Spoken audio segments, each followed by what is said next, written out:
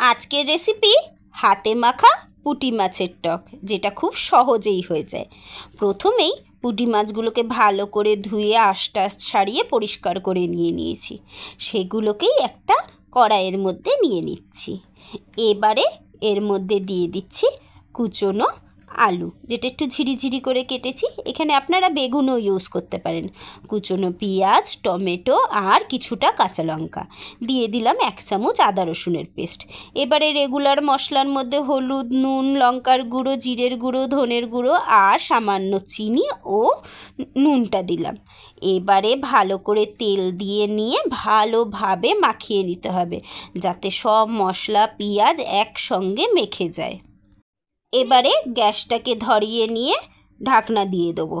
ব্যাস, বেশিক্ষণ নাড়াচাড়া করতে হবে না, একবার এপিট ওপিট করে নিলেই হয়ে যাবে। আমি ক্যামেরা বন্ধ অবস্থায় একবার মাছগুলোকে উল্টে নিয়েছিলাম। তারপরে একটা বাটির মধ্যে তেঁতুল গোলার জল রেখে দিয়েছিলাম, যেটাকেও দিয়ে দিলাম। আপনারা যদি তেঁতুল না খেতে চান সেক্ষেত্রে পাতিলেবুর রসও ইউজ করতে পারেন, কিন্তু তেঁতুল দিয়ে টকটক ভাবটা কিন্তু একটু বেশি ভালো লাগে। তারপরে সামান্য একটু নাড়াচাড়া করে নিলে পরেই কিন্তু পুঁটি মাছের টক একদম রেডি হয়ে যাবে। ব্যাস, ঝোলটাও শুকিয়ে এসছে, তেলটাও ছেড়ে দিয়েছে। এটা কিন্তু একটু গামাখাই খেতে ভালো লাগে। আমার পুঁটি মাছের টকের রেসিপি কেমন লাগলো অবশ্যই জানাবেন। বাড়িতে বানিয়ে একবার